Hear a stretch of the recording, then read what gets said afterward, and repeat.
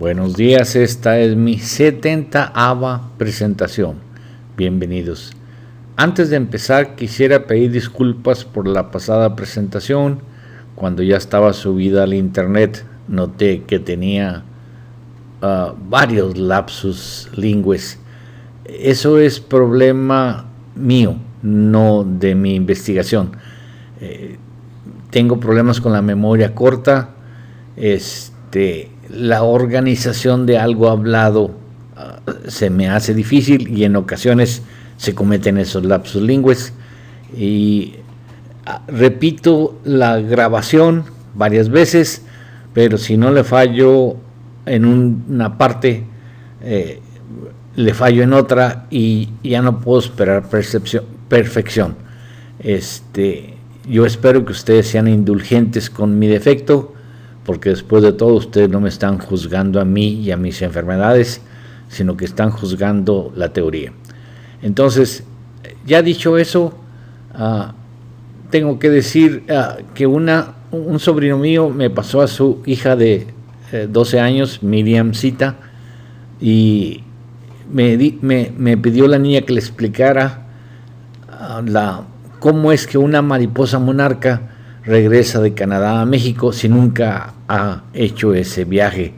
Entonces, otra vez, la brevedad de tiempo de exposición, mi lentitud de explicación, y además, siendo por teléfono, no pude explicárselo a mi satisfacción. Entonces, tengo un caso perfecto para la herencia del hábito, que no se trata de la monarca, pero ese caso perfecto nos permite explicar con peras y manzanas la herencia del hábito, cómo funciona, el mecanismo, lo que nos sirve para explicar lo de la mariposa monarca, la duda de Miriam. Entonces vamos a explicar este caso primero. La explicación que vamos a poner es la teoría de lo uno y lo múltiple. Ustedes, estoy seguro, jamás habrán oído antes de la teoría de lo uno y lo múltiple. Eso pasa con la ciencia.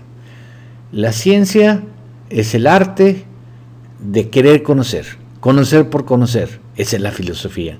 Entonces, los que quieren conocer por conocer, investigan, dan opiniones y luego surgen las teorías. O sea, es el proceso de la ciencia.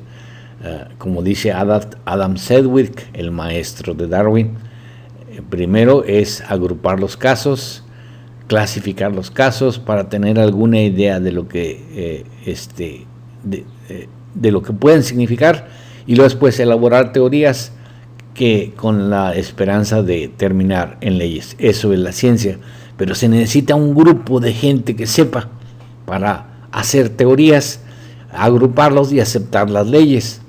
Entonces resulta que no pasa así. La ciencia se hace, se explican las cosas y luego de repente surgen otros intereses y los intereses mueven a los científicos a agruparse. Así se perdió la teoría de lo uno y lo múltiple, así volvió a recuperarse en el año de Locke, en los años de Locke, y volvió a perderse, y luego Darwin volvió a recuperar parte de la información, juntar casos. Darwin era una gente muy instruida, y ese inusual y extraño comportamiento de los animales no era ni inusual ni extraño.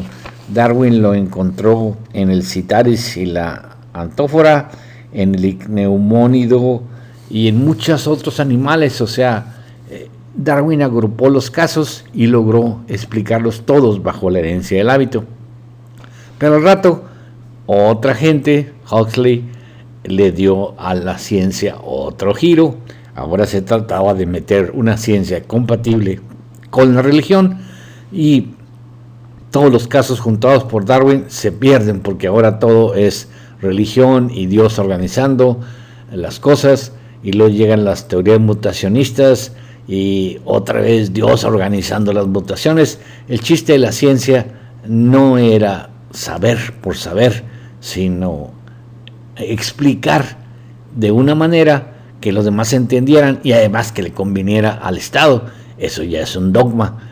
Entonces llega el comunismo, porque la revolución industrial exige ahora un nuevo tipo de monopolio, el monopolio de las fábricas, y los gobiernos, sabiendo que la fábrica produce mucho, necesitan monopolizar tanto la producción como la difusión de ideas que haga a la gente servil y esclava de las ideas, y otra vez la ciencia se pierde y los comportamientos que no son ni inusuales ni extraños se pierden, y los autores empiezan a decir ¿qué significa? Hay un autor que se llama Yuri Bezmenov. Él fue un defector, o sea, se separó de la KGB en 1970, y resulta que la KGB tiene una escuela muy curiosa. O sea, los judíos saben más que el normal de la gente, porque al menos saben que la gente es estúpida y puede manejarse. Y cuando hacen un instrumento para servir al comunismo, les enseñan todo eso a los de la KGB, y resulta que los de la KGB son expertos en manejo de masas. Y nos dice Yuri Bezmenov que la KGB no se dedica al espionaje. Eso es lo que menos le importa. Las cosas de espionaje pasan por valijas oficiales, valijas diplomáticas. No necesitan un espía para eso. La KGB se dedica a subversión. La subversión hace manejar en los países que no son comunistas los periódicos, las revistas, la información, para poder que el tipo se convenza que el mundo es tal y como se lo están pintando. Una vez que le pintan a un individuo desde la infancia un mundo feliz en el comunismo y lo que sea, ya no va a cambiar. Aunque le digan que Rusia está muy mal y todo, él no va a cambiar.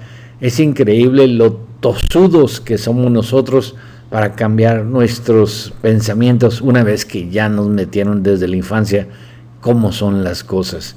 Entonces, este caso, vuelvo a repetir, es perfecto, porque el autor, aunque no sabe qué significa el caso, nos mete bastantes dibujitos, y ahora podemos explicar con peras y manzanas cómo es el caso, con la esperanza de poder romper la dura cáscara que lo rodea a ustedes para no entenderlo, porque él no lo entiende, y tratar de meter la teoría de lo uno y lo múltiple.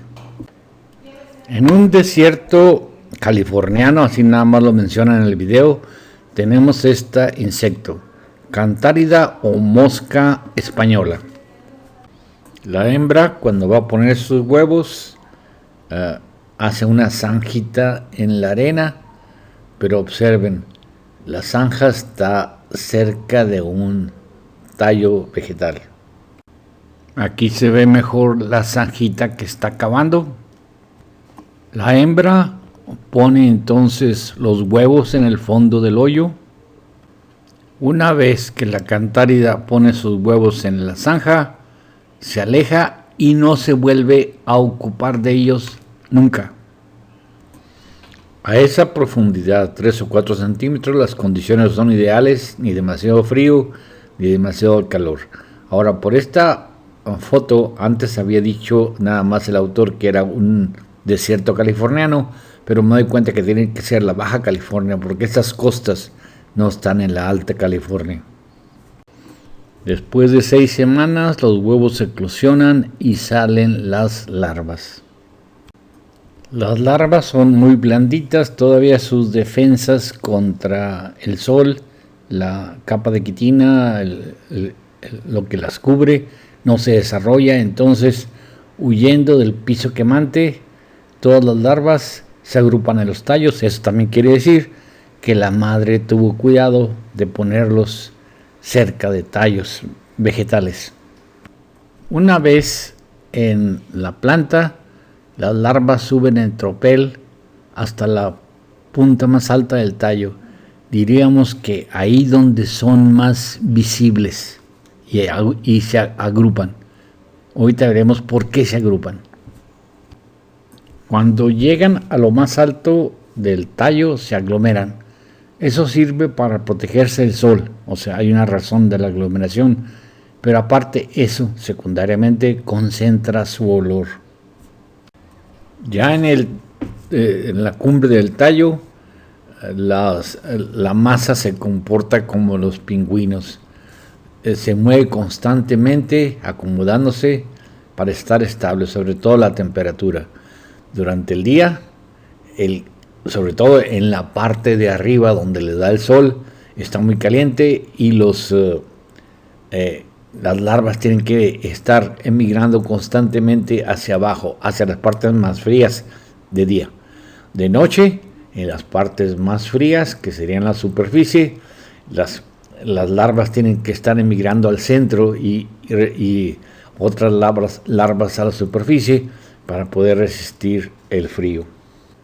Vean cómo quedan los racimos visualmente bien aparentes y también olfatoriamente distinguibles uno de otro. La frase de arriba es de Maurice Maeterlinck con respecto a otra especie parasitaria, el Citaris con la antófora, pero es lo mismo. Dice Maeterlinck, allí el insecto espera, sin esperar realmente nada, sin saber qué está esperando. Un investigador le pone el dedo a una de esas masas e inmediatamente las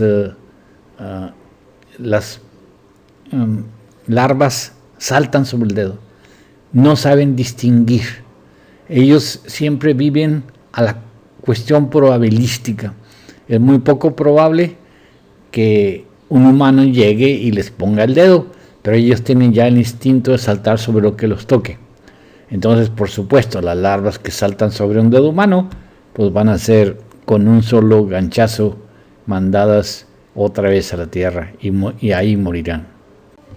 Los hombres andan ahí desde hace poco, pero las abejas desde hace mucho tiempo. Entonces, el objetivo del programa no es que un hombre las toque, sino que una abeja las toque. Las especies se convierten en subespecies por cambio de hábitos. En las colmenas grandes europeas, el macho no se dedica a buscar polen, sino que come el polen que está en la colmena y su única finalidad es esperar a que salga la reina para impregnarla y listo, cuando ya no se necesitan, los corren las abejas. Ahora, aquí en Baja California no hay colmenas. No habría sitio para un macho tan parásito como los zánganos de las colonias de abejas europeas. Posible el macho también viva de polen, aunque no lo recolecta, nada más se alimenta de él, porque el macho no necesita poner un nido ni poner huevos.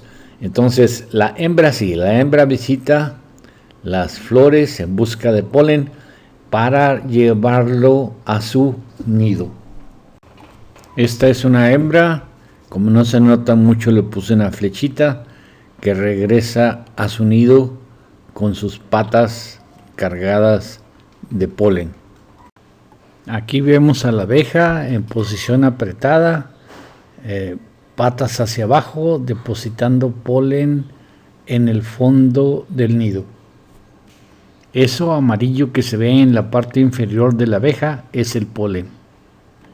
Este es un macho en busca de hembras. Aquí el macho se acerca a una de esas bolas de larvas. Es posible que se acerque por el olor. También la vista, o sea, un estímulo, el macho es negro en la cola, podía también influir. El caso es que debido a los estímulos que reciba de cualquier tipo, es atraído por la bola. También la bola será tanto más exitosa entre más compacta sea y más se pueda parecer a una abeja. Aquí vemos al macho posado sobre la bola de larvas en actitud de cópula. Vean cómo las larvas empiezan a subirse al cuerpo del macho.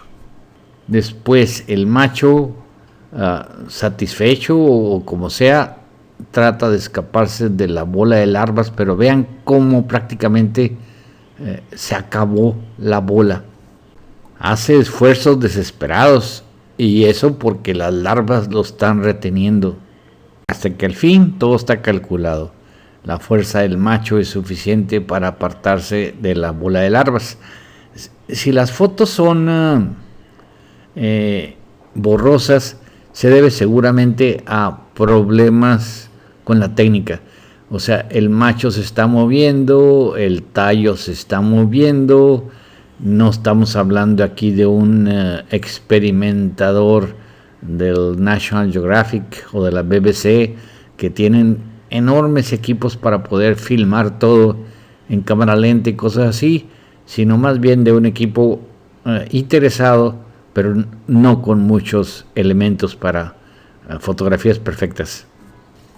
Aquí vemos un macho atrapado en el centro contra una de esas bolas de larva, y a la extrema derecha una hembra que se acerca. Ahora el macho ya se separó de las bolas de larva, pero está infectado y copula con la hembra. Una de las cosas que hace más fácil esto es que una sola hembra copula con varios machos, porque siempre debe tener el receptáculo seminal lleno de gametos del macho. Entonces esa promiscuidad favorece el tipo de parasitismo. Aquí vemos el macho está en posición de cópula sobre la abeja hembra, y las larvas, veanlas, están en medio del macho en la parte superior, abajo de los pelitos del pectorales. Están empezando a pasar del macho a la hembra. Aquí vemos mejor las larvas cuando están descendiendo del macho infectado hacia la hembra. El que relata el video dice: las astutas larvas saben que han alcanzado su objetivo cuando se pasan a la hembra. Esto no es cuestión de inteligencia. Las larvas no son conscientes de que se hacen. Ellos solamente responden a un programa que se ha establecido, y se ha establecido así por la herencia del hábito. Este es un estado más avanzado de la infección de la hembra por las larvas que estaban montadas en el macho. Y los animales no tienen conciencia, ni las abejas tienen conciencia, ni las larvas tampoco. Ya sin el macho, que se va a copular con otra abeja y seguramente la va a infectar también, la hembra parte hacia el nido cargada de larvas para llevar polen y poner huevos. La abeja no lo hace voluntariamente. Las larvas se están aprovechando del vehículo. Aquí vemos otra abeja hembra aún más cargada de larvas parásitas de la cantárida. Creo que esta es otra abeja hembra, así de cargada está, tanto que le dificultan el vuelo, pero al fin logra despegar, por eso se ve más borrosa la foto. Esa abeja hembra va hacia su nido. Ahora la abeja entra a su nido. Muy bonita foto. Me parece que lo que señala la flecha es una larva. Ahora las larvas caen sobre el polen y los huevos puestos por la abeja. Empiezan a comer polen, pero cuando ya se lo terminan, siguen con los huevos o las larvas de la abeja. Aquí está una larva comiendo polen y huevos. El video que presenta este investigador de Baja California no nos dice qué pasa con la cantárida después de que está comiendo los huevos y larvas de la abeja. Por eso tenemos que referirnos a otra cantárida. Esta es la carraleja española, que entra a una colmena. Eso sí, aquí en España las abejas ya tienen colmenas grandes, y es llevado ahí por un obrero, porque Los machos, una vez que salen del nido de las colmenas españolas, ya no vuelven. Son los obreros los que son infectados, son los obreros los que recolectan polen, son infectados y lo llevan al parásito a la colmena. Pero después de 2 años de transformaciones ahí en la colmena, ya sale la carraleja como adulto y para repetir la misma hazaña. Entonces, de la cantárida de Baja California, suponemos que pasa algo semejante. La cantárida va a estar ahí comiendo hasta salir como insecto adulto. Esto va a requerir más investigación, porque obviamente que en la colmena española hay más obreros produciendo miel, trayendo polen, y en el nido de Baja California hay mucho menos polen y menos miel. Pero entonces de alguna forma tienen que adaptarse para la cantárida para poder salir de ahí, llenar con eso y salir de ahí ya como insecto adulto. Ok, Miriam, ponte lista. Aquí va la explicación. La teoría de lo uno y lo múltiple dice que el animal realmente no es uno solo. El individuo es solo una copia que está copiando a un modelo que no está aquí, está atrás en el tiempo. Veamos este tiburón en medio de esta masa de animales. En realidad, esta es una fase, esta es una etapa del ser, la fase conjunta. Cuando se traslada de una parte a otra, el ser adopta la fase múltiple.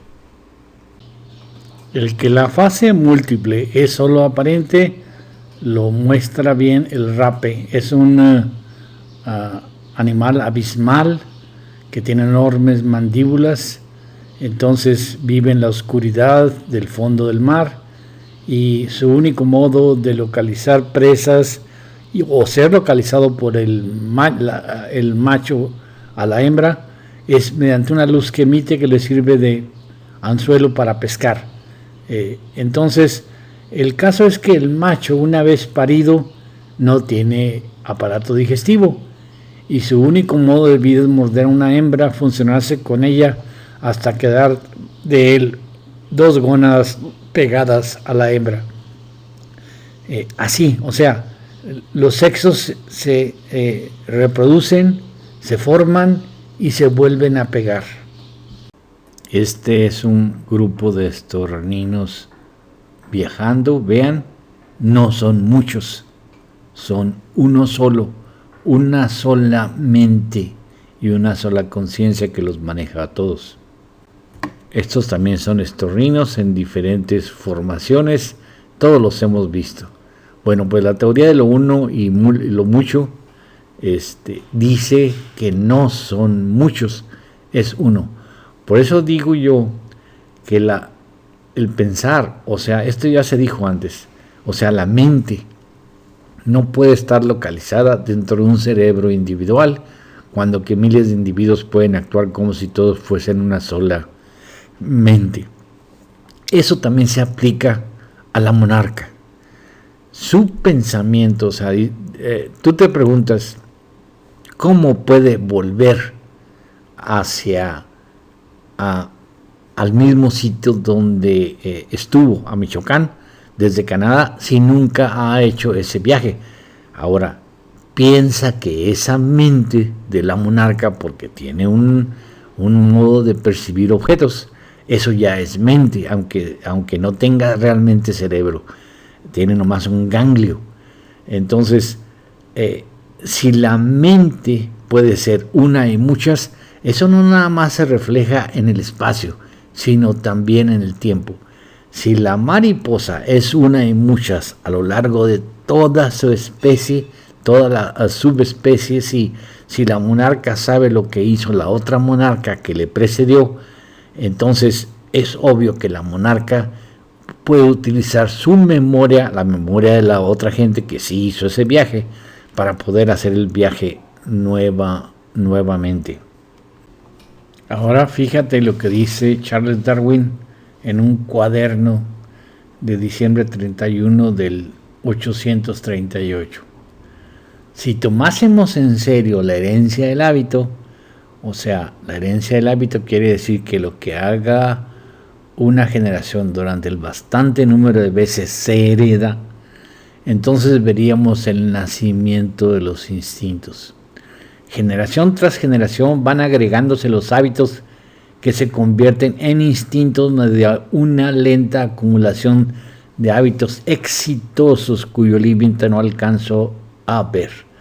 O sea, nada más los hábitos exitosos se heredan, los hábitos no exitosos no se heredan. ¿Cómo es eso? Bueno, primero la especie es un solo individuo. Entonces si hace un hábito que es exitoso, ese hábito se va a propagar en la especie, en el grupo, porque los que heredan el hábito exitoso procrean más y son más, y poco a poquito los que no tienen ese hábito exitoso se extinguen o se incorporan a los que tienen el hábito exitoso y lo adquieren, y entonces la especie va acumulando hábitos. Dice, como si los hábitos añadieran a los individuos durante miles de siglos, de manera que cada uno de nosotros es tan viejo como el más viejo de nuestra especie. Este es Darwin, el mismo, pero un poco más viejito, y dice una cosa. Lamarck dice que la perfección del instinto varía en razón inversa al desarrollo nervioso e inteligencia del animal. Eso es muy cierto. La conciencia tiene que ser algo agregado al instinto. Es que toda la gente piensa que la memoria está dentro del cerebro, pero el cerebro es una copia, es una parte de lo múltiple. Hay una parte de la mente que está metido en lo único, en el uno. Entonces esa parte de la mente tiene información que nosotros no tenemos. Miren, Platón dice que la mente está formada por vacíos y que cuando el alma, dice, llega a habitar un nuevo cuerpo, ese vacío es llenado por algo. Platón dice, así se llena la memoria, llenando los vacíos. Ahora, John Locke es el que hace la síntesis. Dice, ese vacío que la mente trae, no lo dice así, dice, él nada más habla de la idea. La idea sería el arquetipo, lo que viene de eso que no es nuestro, bueno, nuestro de la copia, pero sí del modelo. Ese vacío se llena con la percepción, de tal manera que la percepción se hace indeleble, pero sigue estando incorporada al programa. El programa es la serie de actos exitosos que la especie completa ha hecho durante su larga generación, y entonces los programas se meten en la mente, la serie de actos exitosos se meten en la mente para poder modelar la conducta, y los insectos son fieles a esa conducta porque no tienen nada que los distraiga. No tienen cerebro, tienen nada más ganglios, entonces no van a modificar sus instintos. La especie es un solo individuo, tanto a través del tiempo como a través del espacio. Dice Maeterlinck, el individuo no es nada. No es el individuo la continuidad de la sustancia. O sea, el hecho de que esté separado no lo hace independiente. Así la colmena, el hormiguero y la comejenera son un individuo único, pero cuyos diversos órganos, porque está hablando de que en las colmenas hay división de trabajo, y sobre todo en la comejenera y en el hormiguero.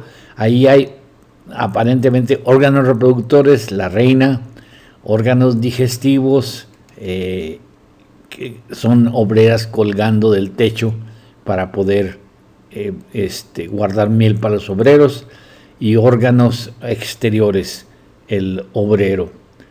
Todos estarían sometidos a una ley central. Dice Maeterlinck, podría depender el instinto de los insectos sociales de esa indefinida duración colectiva de que gozan. En virtud de esta inmortalidad colectiva, la muerte de millares de termes a los cuales se suceden de inmediato otros iguales no afecta al ser único. Está hablando de el tiempo, o sea, el tiempo no existe. Entonces, la memoria se conserva a través del tiempo. Desde hace millones de años, como un hombre que no muriese nunca, es siempre el mismo insecto que continúa viviendo. Darwin le va a agregar, pero nada más continúa viviendo a través de los hábitos exitosos, porque lo que se hereda es la herencia del hábito. De eso no sabía nada Maeterlinck, a pesar de que él es posterior a Darwin.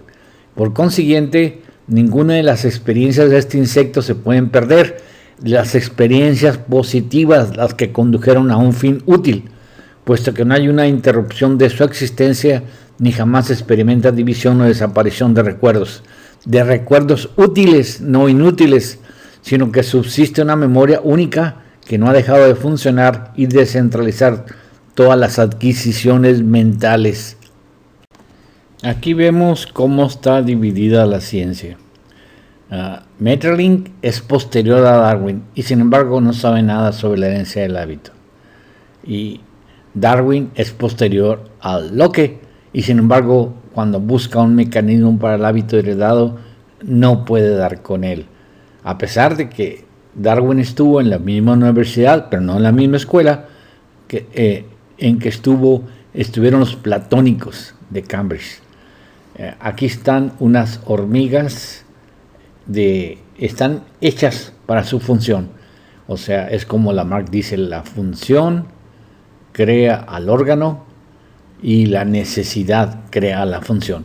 Entonces vemos que todo es pura especialización en hábitos que después provoca una especialización en estructura y así se funciona la colonia. La colonia completa es un solo individuo. El problema de Darwin es que cuando llegó a los insectos neutros, o sea, a los insectos que tienen obreros, que no son ni machos ni hembras, entonces dice, vemos en ellas, o sea, los obreros, una especialización a su función. Pero ¿cómo pueden heredar sus maravillosos hábitos si son estériles?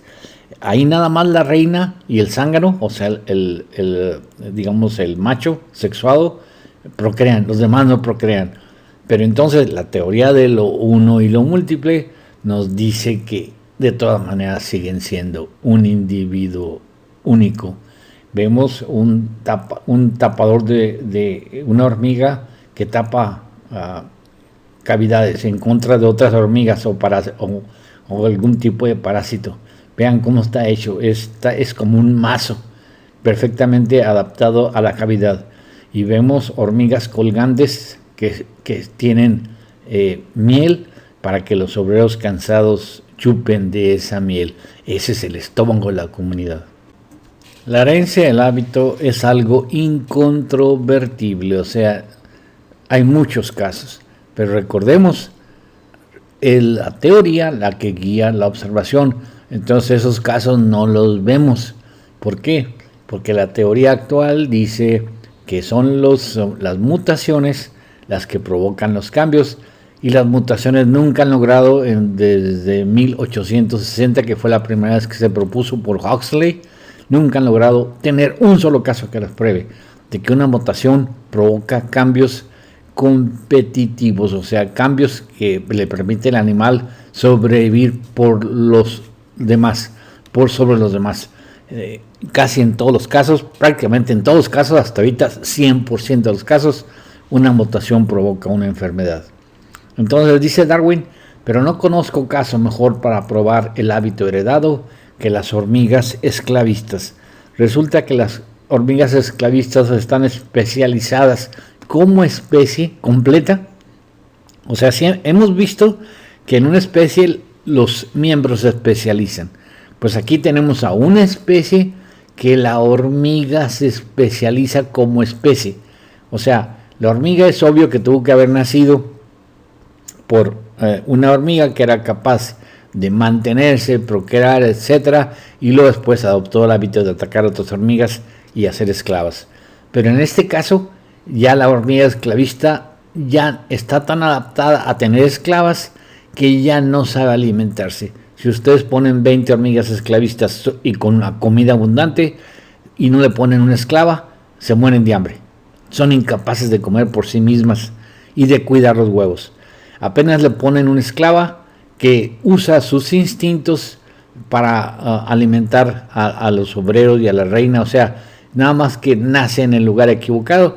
O sea, la esclavista trae el huevo, lo pone en su madriguera, originalmente era para comérselo y le sobraban provisiones, era para llevar provisiones a su nido. Ahora trae el huevo, la esclavista, que es una especie distinta, nace en una colonia distinta y se pone a hacer su trabajo, es una obrera. Entonces la esclavista ya no puede comer, ya no puede procrear, sí, pone sus huevos, sí, pero ya no puede cuidar de sus huevos y depende para todo de la esclava. Si ustedes en 20 hormigas que se están muriendo de hambre con mucha comida les ponen una esclava, la esclava alimenta a todas y todas sobreviven. Entonces es obvio que el hábito se hereda. También está el caso de las hormigas cortadoras de hojas del Amazonas. Ellas no comen hojas. Posiblemente en el pasado comían hojas y llevaban hojas a su hormiguero para poder después alimentarse de ellas. Pero después empezó a crecer un hongo en las hojas que llevaban al hormiguero y ellas se especializan en comer el hongo, no las hojas. Ya no pueden comer hojas. Entonces nada más llevan hojas, cortan hojas, las llevan a sus hormigueros, crece el hongo y se alimentan de hongo. No pueden ya comer hojas. Entonces, ese es obvio que es un hábito heredado. Por otro lado, tenemos a los termes que digieren madera y celulosa. No la pueden digerir ellos, pero un hábito de estarse pasando los excrementos de padre a hijo y de generación en generación hace que digieran un protozoo que digiere la celulosa.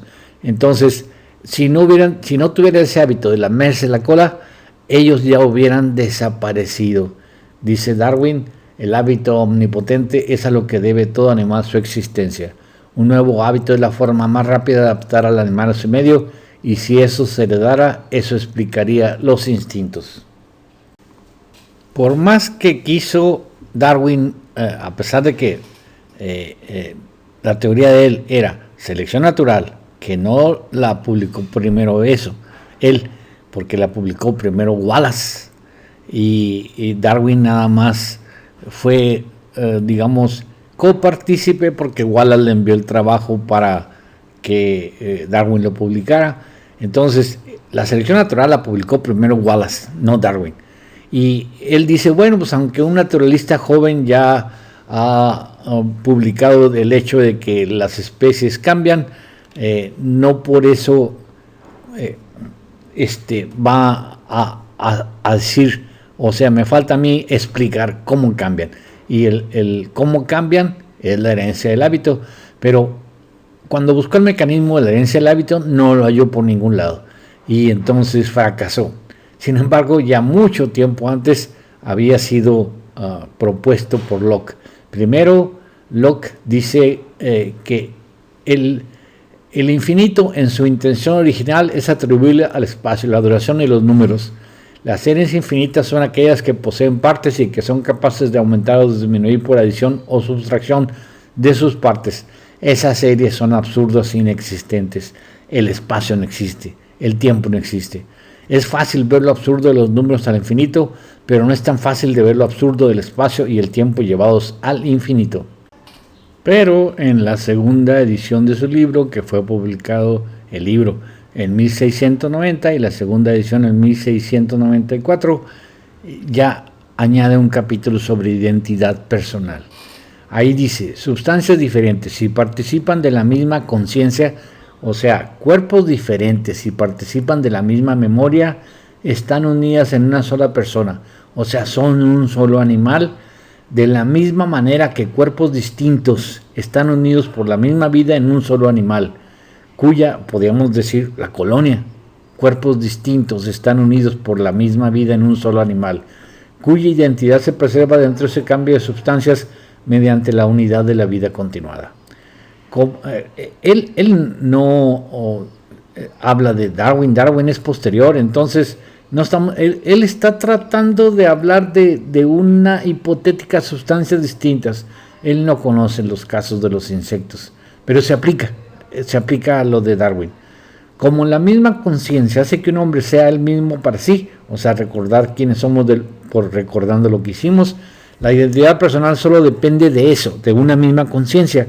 Ya está escrita a una única sustancia individual, la identidad personal, o pueda continuarse en una sucesión de varias sustancias. Por sustancia entendamos cuerpos.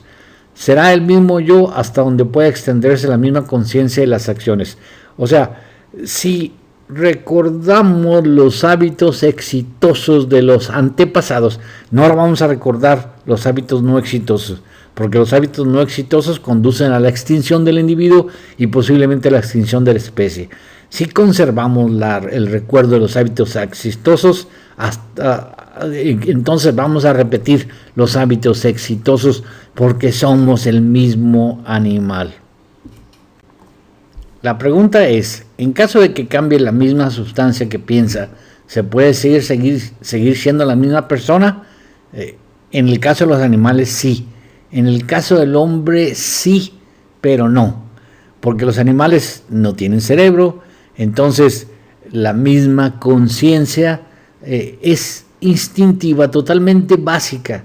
Y el mismo terme o la hormiga o la abeja han sido iguales por millones de años, 300 millones de años o más, en el caso de los termes. La abeja es más reciente. Pero en el hombre no, porque muchas de nuestras particularidades son aprendidas y cada quien aprende lo que puede. Entonces, sí, básicamente el hombre es el mismo hombre a través de aquí hasta lo que sea. Tenemos instintos básicos, emocionales, pero intelectuales no. El hombre nace como una tabula rasa en caso de cosas intelectuales. Sigue diciendo, la pregunta dice, ¿se puede ser el mismo si cambia la sustancia? Sí, puede ser el mismo en el caso de los insectos. O en el caso de aquella permanezca invariable. ¿Se puede ser personas diferentes? Por supuesto que no. La respuesta es, no debemos colocar el pensamiento en algo puramente material, ya que la identidad animal se preserva en la identidad de la vida y no de sustancias materiales o de la variedad de cuerpos particulares. Sí se puede heredar el hábito. Darwin le faltó leer a lo que, si se preservara la misma conciencia entre la misma sustancia o la misma, la misma conciencia entre las mismas sustancias serían recuerdos personales. Esos se preservan nada más mientras la persona viva, pero cuando la persona muere se pierden los recuerdos personales, pero los recuerdos de especie permanecen. O sea, los recuerdos que heredamos permanecen, los instintos, o la misma conciencia entre sustancias diferentes, asimismo se preservará también la identidad personal. Por eso dice Platón que lo que se transportan son vacíos. O sea, ustedes transportan un molde de generación en generación. Locke ya se dio cuenta de eso. Dice, la intensidad de un estímulo no es suficiente. Se necesita que el cuerpo esté listo. ¿Cómo está listo? Mediante el copiado. O sea, uno llega, se copia y en el copiado, en el proceso de copiado en que se necesita una sustancia, se identifica la sustancia, o sea, la percepción, y entonces la percepción entra a ser indeleble porque ya entra en el proceso de copiado y la percepción se mezcla con el arquetipo y adquiere las cualidades del arquetipo. Por eso es indeleble. ¿De dónde sale el uno? Es obvio, los griegos se dieron cuenta que el mundo no acaba donde los sentidos dejan de percibirlo, así que hay un mundo que los sentidos no perciben, sensorialmente inaparente, y un mundo sensorialmente aparente. Actualmente las ideas es que el mundo es real y que los procesos fisiológicos son los que originan el pensamiento, etcétera, etcétera. ¿Por qué? Porque actualmente estamos en una época donde se va a establecer el orden mundial y hay que meterle a la humanidad ideas concretas. Pero no, la filosofía es el estudio de lo que está atrás de las apariencias y dice que el mundo real está del otro lado, dentro de lo sensorialmente inaparente, y las apariencias son parte del mundo ilusorio. Ahora, del mundo real, lo que tenemos son seres únicos, ahí está el uno, mientras que del mundo aparente tenemos seres múltiples. Esa es la teoría de lo uno y lo múltiple, que es la base de la filosofía. La teoría de lo uno y lo múltiple, o sea, el hecho de que se descubriera que del mundo real hay seres únicos, se basa en una revisión lógica increíble, un argumento lógico increíble. No puede haber destrucción de lo que hay, ni creación de lo que hay, porque ¿qué habría? Si algo se crea, ¿qué habría antes de lo creado? Y si algo se destruye, ¿qué quedaría de lo creado? Entonces empiezan a definirse las cualidades del uno, de los seres únicos. También abajo dice atributos del elemento más simple posible.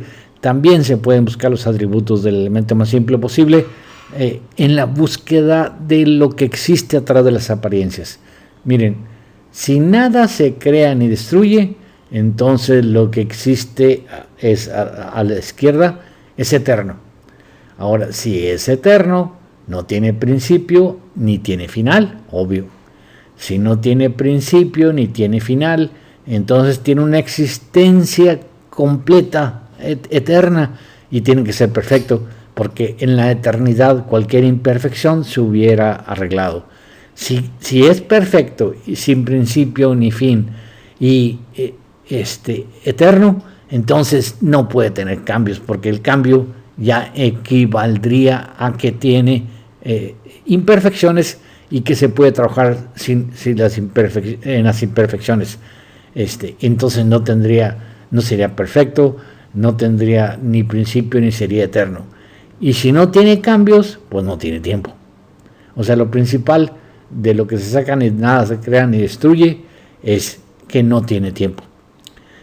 Y si empezamos a ver los atributos del elemento más simple posible, entonces tiene que ser homogéneo a la derecha. ¿Por qué homogéneo? Porque es el atributo más simple. Si no fuera homogéneo, si no fuera deshomogéneo, entonces ya sería complejo, no sería simple. Ahora, si es homogéneo, no puede tener límites, porque el límite querría decir una diferencia entre el contenido y el contenedor, y ya habría deshomogenización. Entonces, no puede tener límites. Si no tiene límites, no tiene partes, porque la parte es algo distinto a otro lado. O sea, de un todo, la parte es algo distinto a otra cosa, y este es homogéneo, no puede tener partes. Si no puede tener partes, no puede tener movimiento, porque el movimiento implica moverse de una parte donde se está a una parte donde no se está, y esta parte es homogénea totalmente, no puede haber movimiento. Si no tiene movimiento, no hay espacio. Pero el problema de esa sustancia simple, sin espacio ni tiempo, es que es estéril. Entonces, tiene que dividirse en sustancias más complejas que cuando actúan sufren pérdidas. Entonces tiene que haber una área donde, porque acá, del lado de ellos, no puede haber cambios. Entonces tiene que haber una área irreal donde haya cambios, la ósea. es la área de cambio y mantenimiento. Ve este diagrama, Miriamcita. Aquí tenemos al uno absoluto. Aquí tenemos a los unos relativos, o sea, el uno absoluto es estéril. Ya dijimos, entonces tiene que cambiar a algo que no sea estéril. Y en el cambio, como el eidos no puede cambiar, porque no puede tener cambios, entonces se van a una área donde sí hay cambios. Ahí los unos evolucionan y se reproducen. Pero ve este esquema. Es un esquema totalmente teórico. Y sin embargo, dile a tu papá, que es astrónomo, que te haga mirar por el telescopio que tienen en su casa. Si en ese huequito donde los unos relativos están cambiando, ponemos un perceptor, vamos a ver tú en la Tierra, y el perceptor mira hacia afuera de la Tierra, mira hacia el espacio interestelar, te darás cuenta de que realmente tú puedes ver el esquema. O sea, es como si fuera un uno en tercera dimensión. Tú puedes ver el espacio, el vacío, el uno absoluto, y tú puedes ver los unos relativos, las estrellas, las galaxias, los cúmulos. Si tú eres un perceptor en la ósea, ahí en la ósea, puedes ver el espacio completo y puedes ver que el esquema se cumple. Entonces, de todos lados, nada se crea ni destruye, puro espacio. De ahí se van formando cúmulos globulares, galaxias, rotan, etcétera, etcétera, los unos relativos, y en cada uno relativo a medida que se hace más complejo, las sustancias están cambiando para poder continuar vivas. Ahí en la ósea estarías tú mirando hacia el espacio. Esta es el uno absoluto, cambiando al uno relativo, a la especie, al ser individual, etc. O sea, la barrera entre el eidos y la ósea. Esta es nada más lo que dice Platón. Debemos examinar la cuestión del alma por medio de la razón, porque ella nos lleva mucho más allá de los que solo observan los fenómenos que ocurren. Y la razón nos dice que el alma es perfecta, y si es perfecta es inmortal. Lo inmortal no puede perecer jamás. Por mucho que la muerte se aproxime al alma, es absolutamente imposible que el alma muera. Pero aquí le está hablando del alma hacia gente que creen en el alma. En realidad es el uno. Así pues, cuando la muerte sorprende al hombre, lo que hay en él de mortal muere, y los recuerdos personales mueren, y lo que hay de inmortal se retira, sano e incorruptible. Esos serían los instintos que están intocables. El eidos es una unidad, pero el eidos y la ósea participan. Y entonces es cuando lo que hace la gran síntesis. Platón dice que el arquetipo es un vacío y que el vacío intenta llenarse con las cosas que necesitamos. O sea, es la teoría de la transmigración de las almas. Cuando llega el alma a un cuerpo, tiene vacíos y deseos. Entonces, cuando el deseo encuentra el objeto del deseo, se llena con la percepción del objeto del deseo. Y dice él, con la memoria, y la memoria se llena así. Lo que entonces concluye que la percepción reviste al arquetipo y adquiere las cualidades del arquetipo, es decir, sobre todo la permanencia, la indelibilidad. Si la percepción y el arquetipo son idénticos, entonces la percepción se guarda en la naturaleza del eidos, se guarda como arquetipo, como sustituto o del arquetipo o como participación del arquetipo. Ya no necesitamos al cerebro para guardar pensamientos. Los pensamientos se guardan en el eidos como pensamientos, como percepciones. ¿Para qué se necesita el cerebro? Para realizar movimientos y realizar percepciones. Ahí está el contacto con la ósea, con la realidad aparente. O sea, el uno es como una especie de pulpo que se mete a la ósea para poder vivir una vida fantasmagórica. Entonces ahí, en la ósea, necesita un contacto que haga cosas, movimientos, y un contacto que perciba cosas, sensaciones. Esta es un resumen de todo. El mundo real y el mundo aparente. En el mundo real están los modelos de las cosas, que son las bases no sensibles de la realidad, y en el mundo aparente están las copias, las proyecciones sensibles de los modelos o fasmata, es el mundo ilusorio. Mira, esto es lo que está en el Parménides acerca de participación. Es que el uno debe participar, el eidos debe participar con la ósea. Dice, el modelo y la copia, ya que participan, son idénticos, son uno y la misma cosa. El modelo todo entero está en cada una de las múltiples cosas, siendo el uno. El modelo, que es uno, se divide en partes, mas sin embargo sigue siendo uno. Hay una característica del modelo que está en todas las cosas que son su copia. A toda copia singular dentro de lo múltiple se le adosa lo uno. Quiere decir que en nuestra mente hay cosas que pertenecen al modelo y cosas que pertenecen a la copia, recuerdos personales. Esto es lo que se deriva de la teoría completa. Lo inaparente y lo inaparente son seres simples, imperecederos, sin cambios, sin espacio ni tiempo, y lo aparente están compuestos, perecederos, cambiantes, temporales y espaciales. Está el eidos en lo inaparente, carece de tiempo y espacio, es lo más esencial, y en lo aparente está la ósea, área del copiado del eidos, hay tiempo y espacio. Esta es otra síntesis, región no evidente o aparente de la realidad, están las esencias, causa de unidad, inmovilidad y eternidad. Eso está en Sócrates. Y la región evidente de la realidad son los seres sensibles, poseen los atributos que los sentidos les detectan. Otra síntesis, está lo único y lo múltiple, el eidos y la ósea, tipo de vida esencial, no tiene ni tiempo y espacio, es lo más notorio. Y la ósea es la área de copiado del eidos. Aquí ya aparece el tiempo y el espacio.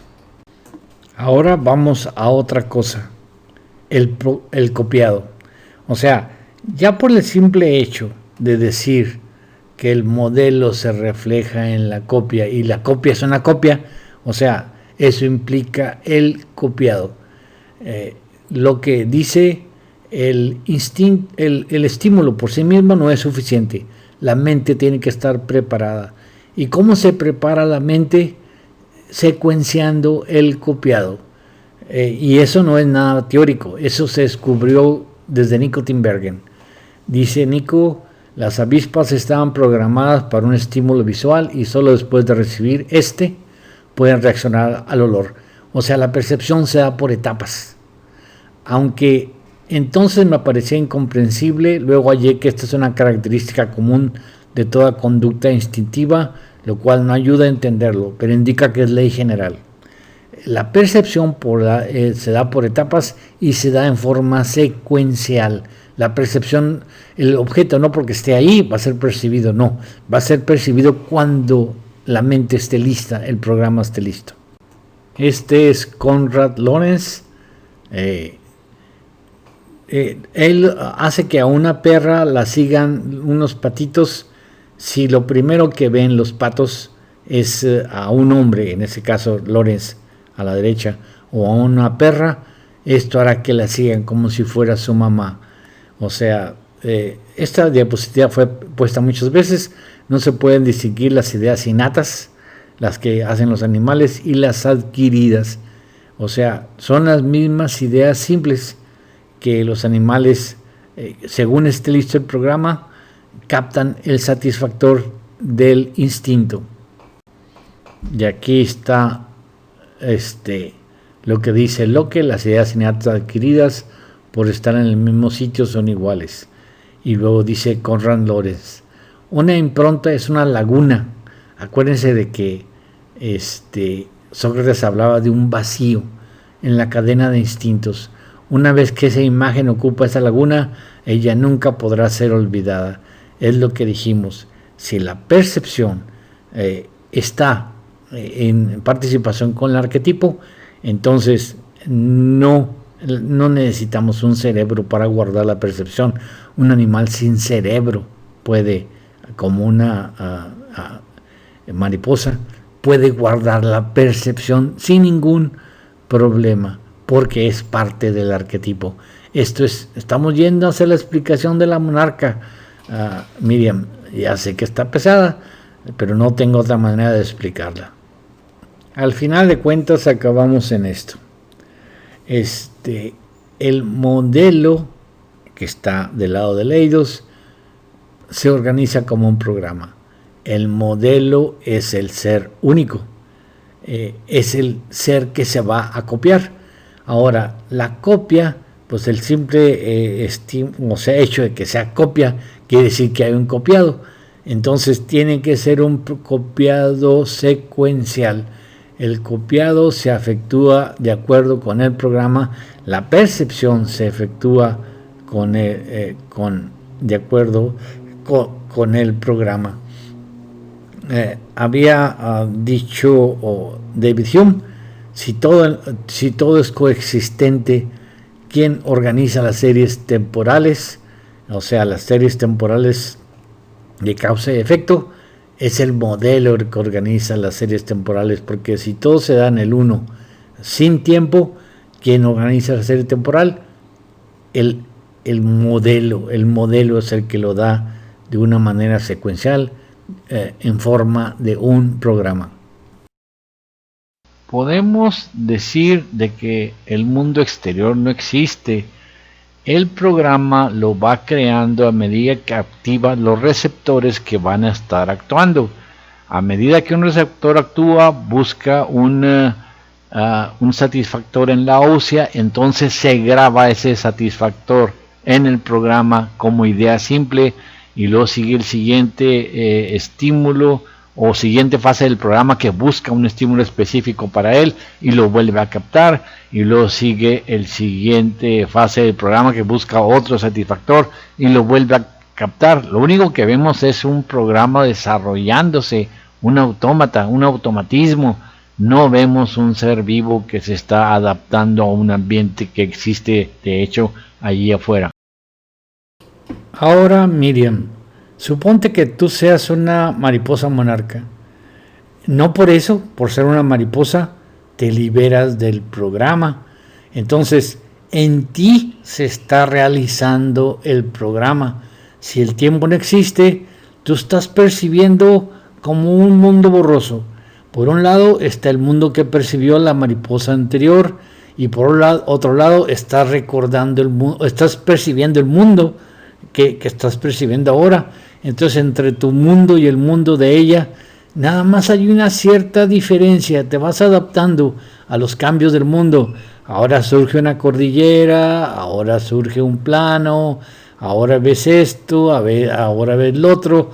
Pero a lo largo de un ciclo que se repite, estás recordando el viaje de la monarca, y tú misma estás haciendo este viaje en el pasado y en el presente. Los tiempos se yuxtaponen. Que también se puede recordar un pasado. En el hombre, John Locke decía que todos los tiempos son coexistentes, y el pasado es pasado, pero se conserva como presente. Y el pasado puede recordarse, dice, pero con intensidad menor. O sea, tratando de diferenciar el pasado con menos intensidad, con menos tinte, del presente más brillante, con más tinte. Pero hay casos de los que estudiaron ciertos psiquiatras bajo regresión hipnótica con amital sódico, en los cuales el trauma siempre permanece como presente y es recordable en tiempo presente. Entonces, en la mariposa monarca, por supuesto, no sabemos cómo es su capacidad de recordar. Pero en teoría, la mariposa monarca puede hacer lo que no puede hacer el hombre. O sea, el hombre puede tratar de distinguir entre pasado, menos intenso, y presente, más intenso. O sea, distinguir en qué tiempo vive. Pero eso no parece ser muy confiable en una mariposa que es una a través de las generaciones y que el pasado es tan presente como el presente. Entonces, creo que se puede revivir el pasado de la generación, el pasado que ya se vivió por otra mariposa, tan perfectamente como se puede vivir el presente de esa mariposa cuando está viajando de Canadá a México. Y todo lo que hace la mariposa en ese trayecto va a ser revivido y recorrido como un cassette que se vuelve a correr. Ahora, Miriam, antes de seguir hacia la monarca, vamos a hablarte de algoritmo. Son los pasos a seguir para resolver un problema. Esta es una presentación de Magic Markers del 2015. Dice que es un algoritmo, la clave detrás de Google, Facebook, Waze, iOS y todo relativo a un computador. ¿Cómo es posible todo esto, esas nuevas tecnologías? Todo se reduce a esta palabra: los algoritmos. Un algoritmo, por más complejo y técnico que parezca, no es más que una secuencia de instrucciones. Hay instrucciones que se anotan y que deben ser válidas en términos de términos del algoritmo, o sea, preguntas y respuestas en términos del algoritmo y respuestas en términos del algoritmo. Uno puede no tener ni idea de lo que está haciendo y contarle que siga los pasos precisos, va a llegar al resultado correcto. Esto es muy importante para la monarca y para el caso perfecto que pusimos.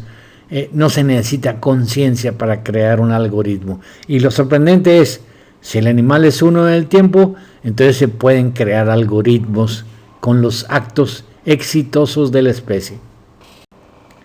Lo increíble de los algoritmos es que nos permiten obtener resultados sin entender lo que estamos haciendo, aunque también que nos permiten comunicar a otras tareas complejas sin explicarles el porqué. O sea que en la inteligencia artificial, que así le decimos AI, que está mal aplicado el término inteligencia, no necesitamos entender nada de nada nosotros que hacemos la pregunta, nada más queremos saber si la máquina tiene información sobre lo que queremos preguntarle. Entonces tenemos que preguntarle en los términos del algoritmo y ella nos va a dar una respuesta en los términos del algoritmo. Tampoco la máquina necesita saber nada, solo se recurre al automatismo. Ponemos un input, tenemos un output y así se da la respuesta, pero la respuesta es totalmente automático. El único que sabe la finalidad es el programa que introdujo el que inventó el algoritmo. O sea, nada. El programa puede ser hecho para una cierta finalidad. Por ejemplo, el algoritmo puede ser hecho para comunicarnos, mejorar las redes sociales, etcétera. Pero, por ejemplo, ya se ha visto que China está usando YouTube, también los musulmanes lo están usando. O sea, al final de cuentas, el programa está destinado a cierta cosa por el programador y otra gente puede usarlo para otra cosa. Entonces ya ni siquiera el programa sabe a qué se va a usar la información. El computador solo sigue instrucciones, aunque no entienda lo que está haciendo ni se dé cuenta de la importancia de la tarea. Dice ahí: programación, el arte de convertir las cosas que hacemos o las que quisiéramos hacer en una secuencia de instrucciones que un computador pueda procesar, o sea, en un algoritmo. Y para ello se utilizan lenguajes lógicos con variables, funciones, ciclos, etcétera, tales como Java, Python, Ruby, Java, etcétera.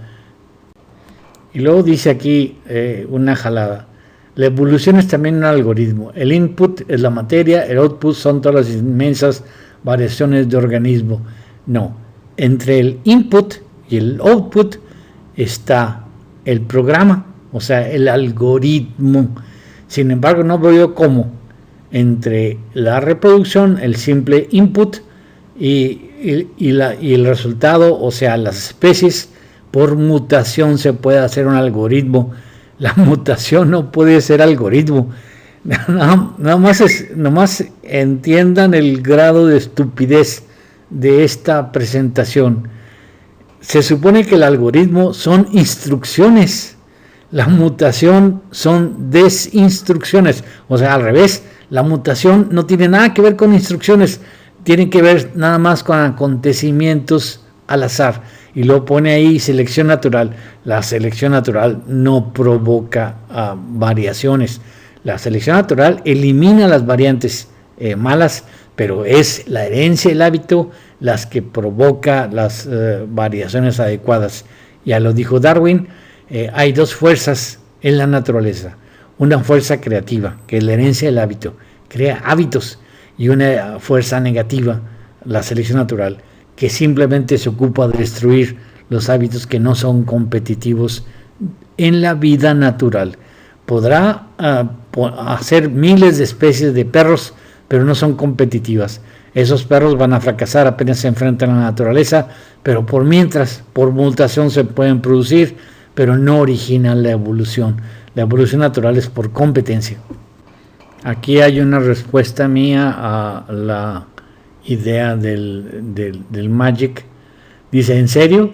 Si el algoritmo es una secuencia de instrucciones que se deben seguir al pie de la letra y las mutaciones ocurren al azar, ¿qué o quién diseñó la secuencia tan estricta de instrucciones y quién la mantiene a pesar de las mutaciones al azar?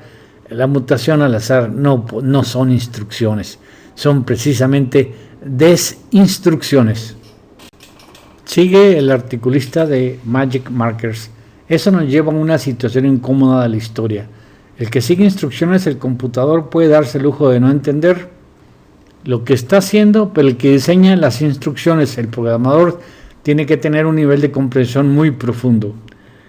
Ya dijimos, el programador a veces le falla, diseña instrucciones para una cosa y otra gente lo usa para otra cosa. Y si es difícil darle instrucciones a un ser humano, es decir, a alguien que ya procesa su propia información por sus propios medios, al computador se le debe de dar miles de veces más instrucciones, pero todas siguen siendo instrucciones sencillas.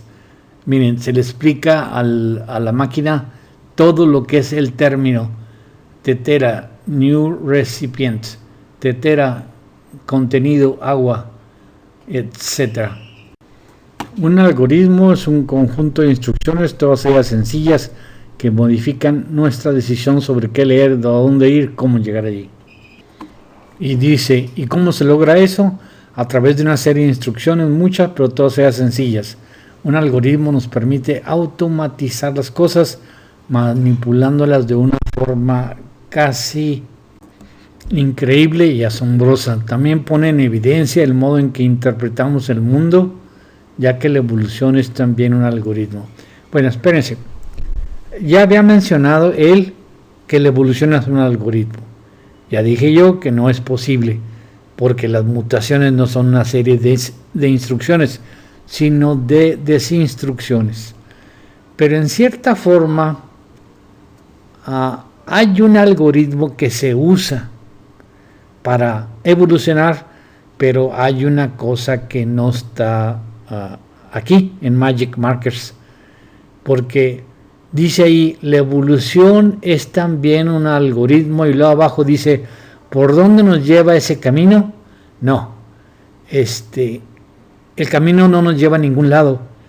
La evolución usa algoritmos, pero el programa es el que elimina los algoritmos buenos y malos. Los elimina los malos y permite que persistan los buenos. El programa sí sabe el camino, porque lo único que le interesa al programa es sobrevivir y competir, pero un algoritmo no puede poner un conjunto de instrucciones en las cuales no se requiere inteligencia ni saber lo que se está haciendo y luego decir que ese algoritmo es el modo en que interpretamos el mundo y el que componemos el mundo. Se ha dicho que lo bueno de Internet es que es una biblioteca enorme. Y lo malo es que no tiene bibliotecario. Todo está automatizado. Si ustedes hacen la pregunta correcta en términos del algoritmo que maneja esa cosa, reciben la respuesta. Pero esa biblioteca no les va a dar críticas. ¿Por dónde nos lleva el camino? No. La mutación no tiene ningún control, entonces no lleva ningún camino. Mientras que la evolución por selección de hábitos, sí, porque el que no tiene hábitos exitosos en una secuencia no sobrevive o no aumenta su progenie, mientras que el que lo tiene, los que lo tienen aumenta su progenie. De la mutación, o sea, de la falta de instrucciones, de que salga alguien capaz de interpretar el mundo y ser mejor que otra gente, pues es la única forma de lograr eso, sería suponiendo un Dios. La cantárida o mosca de española sí está sujeta a un algoritmo, pero se entiende que el algoritmo es un modo de conducta que ha sido seleccionado por el programa, porque lleva a un fin útil. ¿Cuál es el fin útil para la mosca española? Reproducir la especie y en mayor número posible. Entonces, vamos a dividir lo que hace la mosca española y también la carraleja en inapropiado o apropiado, no en inteligente o no inteligente. Las larvas no tienen por qué saber lo que están haciendo. Vean cómo se mete la selección. En tierra apropiado, o sea, tiene que enterrar el insecto a 3 o 4 centímetros o 4 o 5 centímetros en la arena y cerca de un tallo. Si no hace el entierro apropiado, la especie marcha, o el individuo marcha y luego marcha la especie. Si sí lo hace, continúa. Ahora sigue subir a un tallo. Si hizo el entierro apropiado, sigue la siguiente etapa, subir a un tallo. Si no lo hace, marcha. Si sí lo hace, continúa el programa. Apelotonarse. Tiene ventajas. Ya dije, fingir ser una... seguramente tuvo algún propósito antes en el programa, pero ahora es engañar a la abeja. Si sí se apelotona, sigue el programa. Si no se apelotona, marcha. Si subir al macho. Si sí sube el macho, prosigue el programa. Y si no sube el macho, marcha. Y luego pasar a la hembra. Si sí pasa a la hembra, sigue el programa. Y si no pasa a la hembra, marcha. Y luego pasa al nido. Si sí pasa al nido, sigue el programa. Y si no pasa al nido, marcha. O sea, es una secuencia de instrucciones, sí, pero son instrucciones que maneja el programa biológico, y el programa biológico, las instrucciones las ponen los accidentes, lo que sucede por cierta razón, y los resultados, o sea, el output es una mayor capacidad reproductiva que si se siguen las instrucciones la da. La hembra de la mosca española no tiene que saber por qué hace lo que hace, para nada, y puede depositar sus huevos y largarse y jamás volver. Pero si las órdenes en el programa, o sea, en el pasado, están bien puestas, entonces eso va a conducir a un entierro apropiado, a una subida a un tallo, a llegar a la punta, a pelotonarse, subir al macho y luego pasar a la hembra y pasar al nido. Esas serie de instrucciones están en el pasado, y los más exitosos han sido los que han seguido el programa en sí, y los demás han derivado o en otra especie o una especie no tan adecuada. Así se explica caso. Ahora sí, Miriam, llegamos a la monarca, esta hermosa mariposa prácticamente a nuestro resguardo, y no hemos cumplido muy bien. Yo fui a ver el lugar donde hibernan las monarcas en Michoacán. Fuimos en un viaje especial, no vimos ninguna mariposa. Nos avisaron los guías porque hay gente indígena ocupándose de eso, de los viajes para ver a las monarcas. Hay gente indígena que dicen, ya se ha visto una, pero está en la mera punta del cerro. No, pues imposible de subir ahí. Yo estoy muy bofo. Entonces no vimos ninguna. Y sin embargo sabemos que sigue la tala. Entonces, esto es muy mal. Hay indios haciendo avistamientos y llevando todos a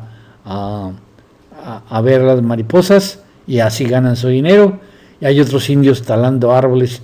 Eso no es más que reflejo de los calpulis. O sea, no tenemos organización ni siquiera para proteger nuestras mariposas monarcas. Un calpuli se organiza para hacerlo ecológico, otro calpuli se organiza para talar árboles. Aparentemente la monarca se originó en México, en el nudo volcánico, ahí por Michoacán. Entonces, poco a poquito el continente era más y más cálido, y la comida de la monarca, que es el algodoncillo, empezó a diseminarse hacia arriba. Cuando la comida empieza a subir por efecto del descongelamiento, la monarca empieza a emigrar. Pero entonces llega un punto donde ya es peligroso seguir avanzando hacia arriba, porque un frío la va a exterminar o la ha exterminado, y las que sobreviven son las que regresan. Vean, hay varias clases de monarca, principalmente a un lado de las rocallosas, ahí dice montañas rocosas, Rocky Mountains, y los Apalaches. Hay una que está al este de los Apalaches, al oeste de los Apalaches, y todas convergen hacia México. Esa flecha que está hacia Florida, no entiendo por qué la pusieron. Es imposible saber por qué está la monarca en Florida. Yo creo que le falta investigación, porque ahí no hay condiciones como las que hay en el nudo volcánico. No hay condiciones para poder que la monarca sobreviva en invierno. Está demasiado caluroso ahí, no hay montañas, y se supone que la monarca necesita un clima frío que no sea congelante en invierno, tal como los que proveen las montañas de Michoacán. Entonces también hay monarcas del lado oeste de las montañas rocosas. Esas monarcas se supone que son también originarias de México. Avanzaron hacia arriba, pero cuando bajan no necesitan recorrer hasta México. Se detienen en las montañas que están en el sur de California, y esas monarcas son un grupo independiente ya de las monarcas mexicanas, y hay tal vez un porcentaje de monarcas que llevan al nudo volcánico. La migración, dice arriba, se inicia porque el alimento florece a lo largo de la ruta. El retorno de las subespecies al mismo sitio es porque no ha habido otro mejor que lo reemplace. Esta es una mariposa monarca sobre una flor de Asclepia estadounidense. La monarca nace en México. La Asclepia empieza a propagarse a medida que el clima se calienta hacia Estados Unidos. Entonces la monarca marcha en pos de su alimento. Por supuesto, la planta sufre variaciones locales para adaptarse, y no parece idéntica la Asclepia mexicana a la Asclepia estadounidense. Hay 130 variedades de Asclepia. Es una planta no parásita, pero la califican de hierba. Los americanos no la quieren, es mala para el ganado. Si el ganado la muerde, se puede intoxicar o se puede sentir mal. La planta no sirve para nada, entonces los americanos la cortan. Y En México no hay muchas asclepias a un lado del camino, en todos lados es una hierba, pero la asclepia es indispensable para la monarca, porque no exactamente en el polen que fabrica la asclepia. Por supuesto, la monarca puede comer el polen de la asclepia, pero también come otros pólenes de otras plantas. Pero la oruga se especializa nada más en asclepia. La oruga tiene muchos problemas. La asclepia es tóxica, entonces la oruga tiene unos nematodos que la parasitan y podría morir si no come asclepia. Entonces la asclepia la libera de los parásitos intestinales. La asclepia le da el sabor tóxico. Ese sabor tóxico ha sido desde siempre, de tal manera que ha sufrido una especie también de algoritmo. O sea, la monarca se hace tóxica por comer asclepia, la oruga es la que se alimenta de asclepia, y entonces el animal que se la come tiene que escupirla o se muere. Y poco a poquito ha habido una selección de variantes. La mariposa más visible, que fácilmente reconocible por un depredador, se libera del ataque de depredadores porque rápidamente, por lo reconocible, el animal reconoce rápidamente que es tóxica y no la prueba. Eso libera a la mariposa monarca de muchos peligros que podría sufrir en el viaje. Su toxicidad, quizás si fuera una mariposa que no fuera tóxica, no podíamos ver el maravilloso mundo de la monarca, o sea, su viaje hacia Estados Unidos y su regreso a México.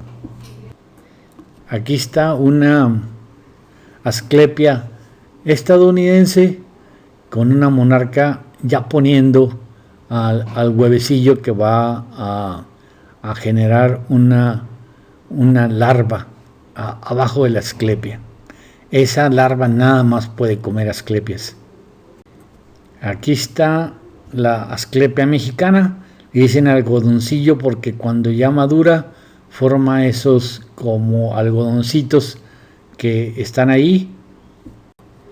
El adulto puede tomar néctar de varias plantas, aunque las flores de asclepia son las preferidas, pero la oruga solo puede comer hojas de asclepia. Sin ellas no hay monarcas.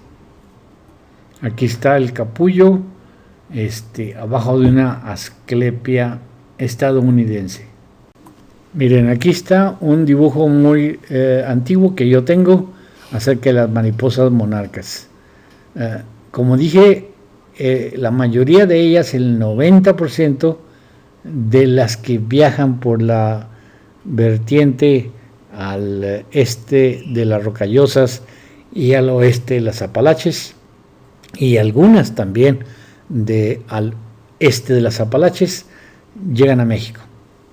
Otras pocas, el 10% de ese 90%, se quedan en Coahuila, porque hay unos montes, la Serranía del Burro, que también son adecuados, que son casi deshabitados y que han sido escogidos, pero no se han hecho mayores estudios.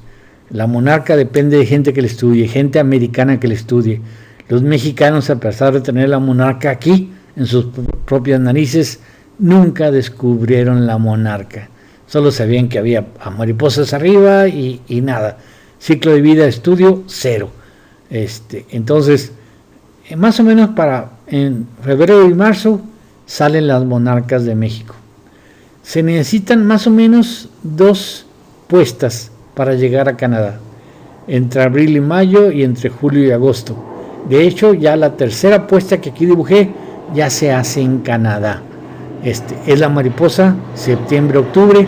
Esa mariposa que nace en septiembre-octubre es la que se va a regresar a México sin escalas. Nada más, la mariposa adulta nada más puede tomar néctar de plantas y se regresa sin escalas porque no tiene otra manera. Ya no hay tiempo de hacer otra segunda muda para poder durar más. No, esa llega directa a México y dura 9 meses. Le llaman generación Matusalén. Al lado está el salmón, nada más Lo cito porque ya estaba citado antes. El salmón emigra de un arroyuelo en Suecia al Atlántico. Llega al mar Báltico, de ahí al Atlántico, ahí crece más, sigue las corrientes, etcétera, etcétera, y luego regresa con la memoria absoluta del salmón, regresa exactamente al arroyuelo. O sea, la respuesta a tu pregunta, Miriam, de cómo regresa, es memoria absoluta. La memoria absoluta, ya traté de explicarla, se debe a que el animal junta sus memorias personales con las memorias de sus antepasados. Entonces, cada vez que va dando una vuelta en un arroyuelo, girando para otro arroyuelo, para llegar exactamente a donde nació, va recordando su propia vida. Es casi un cassette que se recorre en reversa. Esta es la tortuga de Carey. Arriba está una frase de Charles Darwin: el animal no sabe por qué hace lo que hace, pero está forzado a hacerlo. Esa es una característica básica del instinto. Miren, el hecho de que lo que hacen los animales es un hábito, se puede ver cuando un animal de la misma especie puede tener los circuitos torcidos. Aquí abajo a la izquierda vemos Australia y vemos las islas de coral, del mar de coral, muy lejanas, miles de kilómetros. Y entonces hay dos especies de tortuga verde del mismo tipo que pasamos en la diapositiva anterior, que tienen las áreas de reproducción y las áreas de alimentación volteadas. Una de ellas, la que está más hacia la izquierda y arriba, tendría el área de reproducción en una playa australiana, pero la área de alimentación en una isla del mar de coral. La área de reproducción puede ser casi en cualquier playa siempre y cuando tenga la arena adecuada, pero claro que las áreas están cambiando porque llega alguien, se llena de depredadores, esa área desaparece, persiste en otras áreas y así va la tortuga cambiando. Pero la área de alimentación está generalmente cerca de una parte baja, porque nada más ahí llega la luz del sol y ahí crece el plancton con la que se alimenta la tortuga. Entonces, podemos suponer que antiguamente las islas del mar de coral estaban más cerca de Australia y el área de reproducción cerca de Australia, el área de alimentación cerca de Australia era común para las dos tortugas que nacieron en partes distintas. Una nació en una playa de Australia y la otra nació en una playa que estaba cercana, en la isla del mar de coral. Entonces, por el hecho de que la costa australiana es buena para alimentación, lo prueba el hecho de que la tortuga de abajo la usa. Entonces, ¿por qué no la tortuga de arriba pone su área de alimentación más cerquita? Eso no puede estar al alcance del cerebro o del pensamiento de la tortuga. Si la tortuga nace en una parte y el área de alimentación se le va alejando, va a tener que seguirla. Si la tortuga nació en la isla y después el área de alimentación se le va alejando, va a tener que seguirla. El movimiento de las placas tectónicas a lo largo de millones de años se hace aparente en los hábitos de las tortugas nacidas en playas antes cercanas y ahora muy alejadas.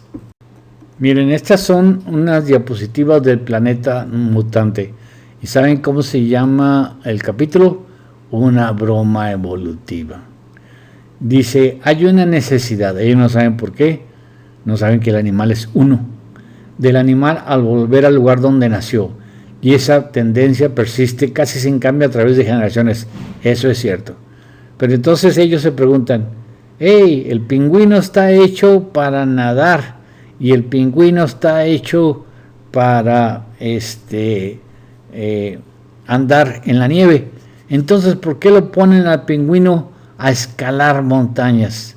La respuesta es, esa montaña salió ahí después que el pingüino estableció el hábito, y ahora tienen que cruzarla mientras, a pesar de que sufren daños. Vean al pingüino de la derecha, está lastimado, tiene sangre en la barriga.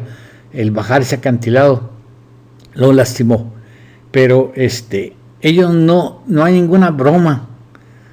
Simplemente el pingüino antes nació en algún lado puso sus huevos, o en algún lado se extendió en busca de comida, igual que la mariposa monarca siguió a las asclepias tan lejos como se fueron ellas yendo, pero tiene que volver a un lugar donde pasa el invierno, al lugar donde hiberna, porque si no, no sobreviviría si hiberna en el norte. Entonces tiene que regresar al lugar perfecto para hibernar. En su memoria evolutiva, o sea, en la memoria de él como especie, emigra hacia el norte para comer, porque la asclepia el alimento se va hacia el norte, y luego emigra hacia el sur para hibernar. Todos los ciclos casi siempre son anuales, porque hay una gran diferencia entre el invierno y el verano. Entonces no tienen que andar buscando dónde va a estar en verano, pero tienen que volver a las partes donde va a resistir el invierno. Y si en medio de ellos se cruza una cordillera que se levanta, pues ellos no pueden cambiar en instinto. Entonces tienen que bajar al acantilado, subir el acantilado, y cuando ya se vuelve eso imposible, se corta o se establece otro segundo destino, o se corta la especie. Como dije, hay otros casos igualito que la cantárida o mosca española, pero están menos documentados que ese caso que revisamos. Este es el cuco. En el cuco, Darwin dice que es un muy mal empollador y que su descendencia es escasa. El cuco europeo. Entonces, generalmente lo que hace es poner un huevo por accidente o por lo que sea, porque ellos no construyen nidos. Pone un huevo en el nido de otra especie. Entonces, ese huevo en el nido de otra especie, y se va, el cuco se va para África y jamás vuelve a saber qué pasó con el nido. Pero si por accidente el poner el nido en el huevo de esa especie le da más progenie, ese hábito se va a adquirir y se va a sumar a una cadena de instintos y se va perfeccionando. El cuco europeo ya tiene el hábito perfeccionado, el cuco americano no. Podemos ver gradación del hábito. El cuco europeo incluso pone un nido nada más en huevos que ponen huevos que se parezca. El huevo mayor de izquierda es el del cuco. Los otros dos huevos más chiquitos no son del cuco, pero vean como si se parece, y la madre lo toma como si fuera propio. Claro que el cuco va a salir antes, va a expulsar a sus compañeros de nido, y entonces toda la comida está para él, y eso aumenta sus posibilidades de supervivencia. Y dice Darwin, en el caso del cuco, si el hábito accidental de la madre de poner un huevo en otro nido le conviene a la especie, el acto se repetirá y refinará. Refinará, miren, el chiste de refinamiento del hábito consiste en que el cuco ponga un huevo y que el ave parasitada no lo note. Entonces hay un hábito extra, comer un huevo, o sea, poner un huevo, comer un huevo, porque la madre sí puede contar, y no porque cuente en forma como nosotros lo hacemos, sino porque tiene una imagen de su camada, y la imagen dice 3, o la imagen dice 2, y la imagen dice 1. Entonces puede comparar una imagen de su camada con otra imagen de la camada del pasado con el presente, y puede ver cuando hay una alteración de la imagen con el conteo de huevos. Entonces, como la madre sabe contar, el cuco el refinamiento consiste en poner un huevo, quitar un huevo, y así la madre, por las imágenes de 1, 2, 3, 1, 2, 3, no hay más. No crean que van muy largos. Las camadas son muy pequeñas, 1 huevo, 2 huevos, 3 huevos, y esa imagen se guarda y se compara con el presente. Entonces, ese refinamiento del hábito le da más posibilidades al cuco. Mire, aquí vemos a un polluelo de cuco en una ave parasitada. La madre del huevo que están expulsando no hace nada porque no sabe hacer nada, no está programada para eso, y el polluelo del cuco tiene la fuerza suficiente para expulsar. Entonces, si expulsa a los hermanos de nido, todo será para él, y entonces habrá casos como este. A la derecha vean un cuco, es el gris, alimentado por un pajarito chiquitito que le da toda la comida, porque el cuco hace los signos necesarios para ser alimentado. Son hiperestímulo. El animal no puede darse cuenta que ese no es su nido, o ese no es su hijo, y lo sigue alimentando porque le siguen dando los estímulos. Todos son automáticos. Cuando el cuco ya crezca lo suficiente, marchará el cuco europeo a África y volverá y repetirá el ciclo. Si la especie parasitada es demasiado parasitada, se extingue la especie. Y dice Darwin arriba, y si le conviene al polluelo ser el único que reciba la atención de la madre adoptiva, cada tendencia en ese sentido será perpetuada por la selección natural. Así es como se ha establecido ese odioso hábito. O sea, vean, el hábito se establece y la selección natural lo acepta o lo corta. O sea, son dos impulsos distintos. El hábito se establece y los malos hábitos se castigan y los buenos hábitos se premian. Esa es la selección natural. Esta es la mariposa de la col, pone sus huevos en la col. Esta es la oruga de la mariposa de la col. Entonces, dice Darwin, si importara en dónde la madre depositara sus huevos, podemos suponer que las mariposas primero depositaron sus huevos en muchos sitios, pero si depositarlos en la col dio más generaciones, entonces ellas volverán ahí. Esta es la mariposa monarca.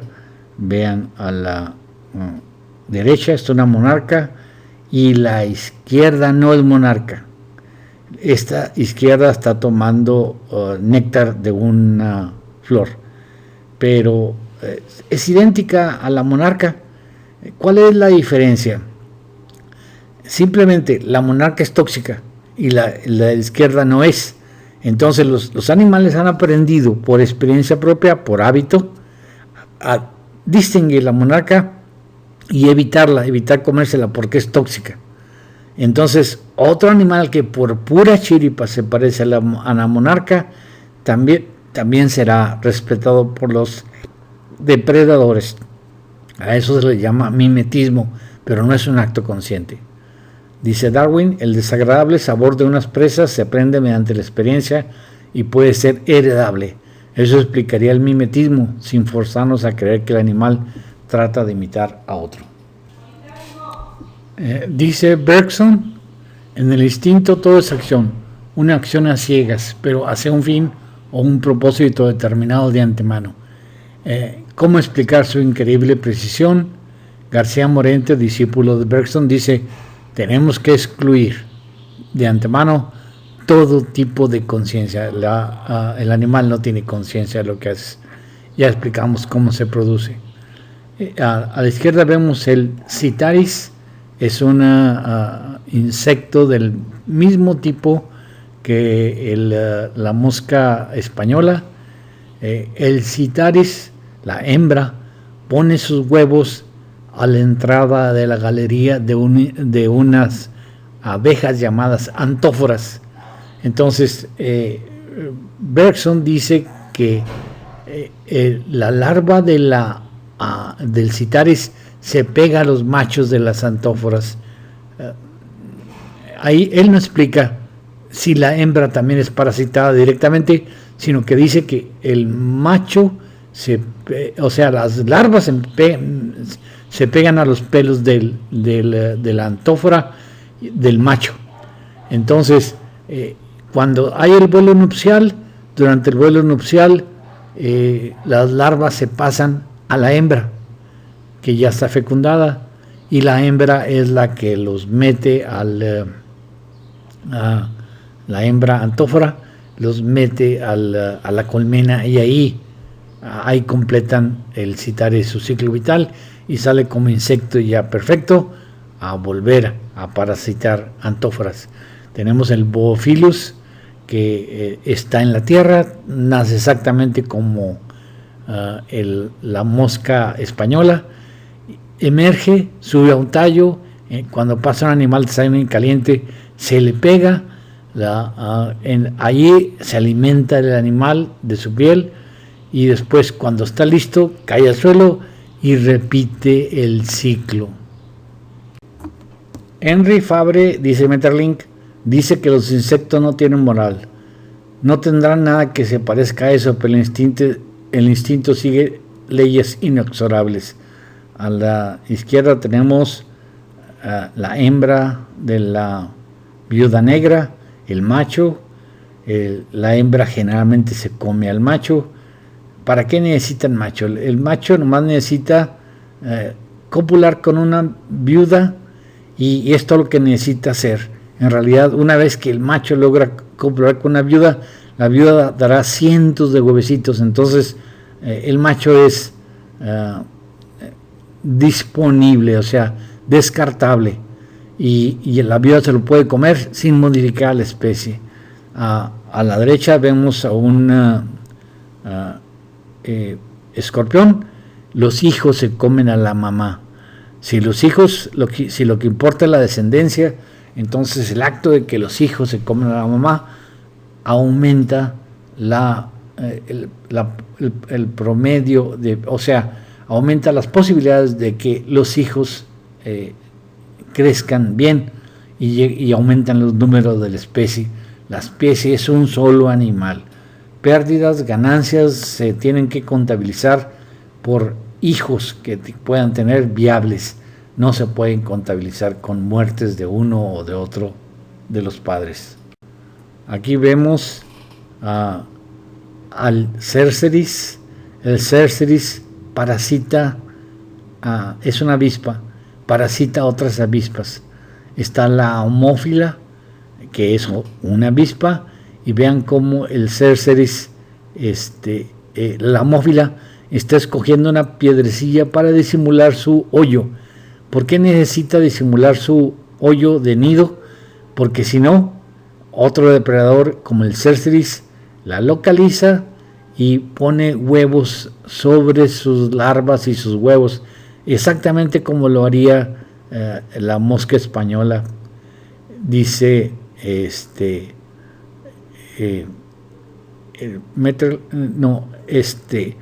Darwin: la pureza del instinto varía en razón inversa a la inteligencia. Y también lo dijo Lamarck. Es un tipo de saber muy distinto a la conciencia. Se pueden ver, dice Darwin, casos como el ichneumónido, que deposita sus huevos dentro de una oruga paralizada, y estos al eclosionar se comen a la oruga sin matarla sino hasta el fin. También vemos otra avispa que pica una cucaracha, seguramente del tipo del Cerceris, y vean, las larvas se comen a la oruga y a la cucaracha por tiempos. No le afectan los órganos vitales sino hasta el último. ¿Por qué se hace eso? Por el programa. O sea, si el ichneumónido pica una oruga y se la come mal, la oruga se muere, la carne se pudre, el ichneumónido se acaba. Y si la pica bien, la oruga no se mueve, queda paralizada, ellos se comen toda la oruga hasta que completan su ciclo vital y el ichneumónido tiene descendencia. Lo mismo pasa cuando pican a una cucaracha, la dejan paralizada, si se la van comiendo por pasos que van a formar un algoritmo, y pasos que tienen que ser repetidos sin conciencia del animal. Si no se cumplen los pasos, la cucaracha se muere, se pudre, se seca y las larvas se mueren. Entonces tienen que aprenderse los pasos del algoritmo y la herencia del hábito nos dice, nos da el tiempo para formar un algoritmo y fabricar modos de cómo parasitar y cómo comerse a una presa. Este es un caso que presenta una revista que se llama Natura. Habla de dos amófilas que se pelean por una oruga. Dice, pero hay reglas. Las avispas no se matan entre ellas ni dañan a la oruga, no habría caso. Eso es muy tonto decirlo. O sea, las avispas se pelean por una oruga, pero no se matan entre ellas ni dañan a la oruga, no habría caso. O sea, ¿lo hacen por una decisión consciente? No, lo hacen por el algoritmo. Si las avispas se pelean, son tan fuertes entre ellas que se matarían, la que pierde es la especie. Así que el algoritmo de pelearse con la otra avispa y matarla, no se hace porque va en contra de la especie. De hecho, esas reglas valen muy en todos los animales, prácticamente. Y son más estrictas entre los insectos, los que entre menos cerebro tienen, menos desarrollo neurológico tienen. Ya empiezan los mamíferos y empiezan las reglas donde sí hay muertes, sobre todo por pleitos por las hembras. Hay muertes entre la misma especie, por gente de la misma especie, pero son indispensables. Solamente hay muertes prácticamente accidentales cuando un león mata a otro león por accidente. La mayoría, el 90 y tantos % de los casos, simplemente lo deja herido, el otro se va y ocupa ese lugar. Nada más, la única especie que mata a su propia especie por rutina es el humano. Y claro, es el más desarrollado neurológicamente. Entonces, los animales no se guían por conciencia.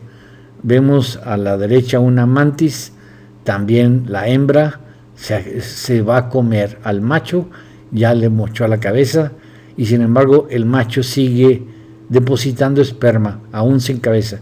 O sea, la eyaculación es regida por centros inferiores y el macho sigue su función, y la hembra mientras aprovecha un refrigerio, pero también se lo come por donde debe ser, por arriba, por la cabeza, las alas, etcétera, etcétera, y lo último que va a comerse será el saco de espermas. Otro caso de Natura. ¿Por qué una obrera está dedicada, está hablando de las abejas, por completo a atender el crecimiento de sus hermanas? Nosotros ya hemos dicho, porque la colmena es un solo individuo. No, aquí la explicación de Natura es, lo hace para preservar sus propios genes. O sea, la abeja sabe de genes, sabe de todo y dice, no, pues si cuido a mi hermana va a preservar mis genes. Después de todo, una de ellas va a ser eventualmente una reina y llevará sus genes. Ah, cabrón. En realidad, qué explicación tan tonta. Ese es el resultado de que Huxley haya suplantado con su doctrina saltatoria a la teoría de Darwin. Vean lo que dice Darwin. Vemos que cada estructura o instinto es la suma de muchas estratagemas, hábitos, que han sido cada una en cada etapa útiles al animal que las posee. No veo límites a la acumulación de conductas adecuadas, o sea, a hacer un programa. Vean, a la izquierda está un escarabajo que prácticamente se confunde con el suelo. No es que el escarabajo trate de confundirse, sino que el animal con el color adecuado es seleccionado por la selección natural, pero el hábito también participa. A la derecha vemos puro hábito. Vean, son dos mariposas, cada una que tiene un ocelo. O sea, un ocelo es una cosa que parece un ojo. Las dos mariposas, por puro hábito, aprendieron a estar juntas. Ahí está el hábito. Aprendieron a estar juntas, a posarse juntas para descansar, y ellas no saben por qué, pero los depredadores sí observan a los dos ocelos, los confunden con un búho e inmediatamente se alejan. Entonces ahí el hábito es descansar juntas dos mariposas apoyando vientre con vientre. Y la selección natural es que si hacen eso, se preservan, y si no hacen eso, se acaban, porque los celos las hace más llamativas. Dice Darwin, el animal tiene que ser totalmente inconsciente de lo que hace, pero no veo límite a lo que puede lograr la selección de las conductas adecuadas y la destrucción de toda variación perjudicial al hábito. Vemos un insecto palo, o sea, aquí vemos un caso de mimetismo. Voy a hacer una presentación especial para el mimetismo. El insecto palo se parece a un palo. Ahora bien, todo ser mimético empieza por conducta, es un hábito. Pero sin embargo, el mimetismo hace que el depredador no lo perciba, y entonces se escapa. Y el hábito hace que el hábito continúe, y la herencia del hábito hace que la estructura se adapte al hábito. Entonces poco a poquito el depredador selecciona al insecto palo como si lo dibujara, y vemos a la derecha una araña metida en una flor amarilla. La araña ya aprendió, ya que es amarilla, a que nada más puede estar acechando insectos en flores amarillas. Si esa araña se mete a una flor roja, va a ser muy distinguible y va a ser comida. Dice Darwin, aves que simulan estar heridas para atraer al depredador, polluelos que se quedan quietos, cualquier conducta exitosa será perpetuada y cualquier variación de forma será eliminada. Vemos una serpiente que está fingiendo muerte y una zarigüeya que también está fingiendo muerte para que el depredador la deje en paz. La perdiz simula estar herida, dice Darwin, con tanto vigor que aún el perro más experimentado se excita al ver ante él a una presa fácil, pero este acto no puede ser consciente. O sea, vemos al polluelo, a la mamá que está fingiendo estar herida para alejar al perro del polluelo. Entonces, si le salió bien hacer algo, el hábito se está perfeccionando y perfeccionando, sobre todo en animales que anidan en el piso contra depredadores muy frecuentes, como es el perro en Inglaterra. Bueno, pues ya con esto te dejo en paz, Miriam. Espero haber contestado tu pregunta. Dice Darwin, no veo ninguna dificultad para que la selección natural convierta en permanente un hábito ocasional si este resulta ventajoso para la especie. Vemos a la izquierda el calao. El calao es víctima siempre de otros aves que se llevan a sus polluelos, entonces aprendió a cerrar la abertura del árbol y alimentarlos. Entonces, y alimentar a los polluelos y a la madre que están atrapados con lodo, y también un picamaderos de cresta roja también hace lo mismo, porque las serpientes y muchos depredadores atacan a polluelos. Entonces cualquier truco que empieza como ocasional se va perpetuando hasta que se perfecciona y se hace cada vez más, que hasta parecería haber sido un acto consciente, pero no lo es. Es una selección de hábitos ocasionales y casuales. Muchas gracias. Al que quiera pertenecer a la Sociedad Filosófica Parmenidiana, están cordialmente invitados a mi casa en Torreón, Coahuila, Bruselas 901A, Colonia San Isidro.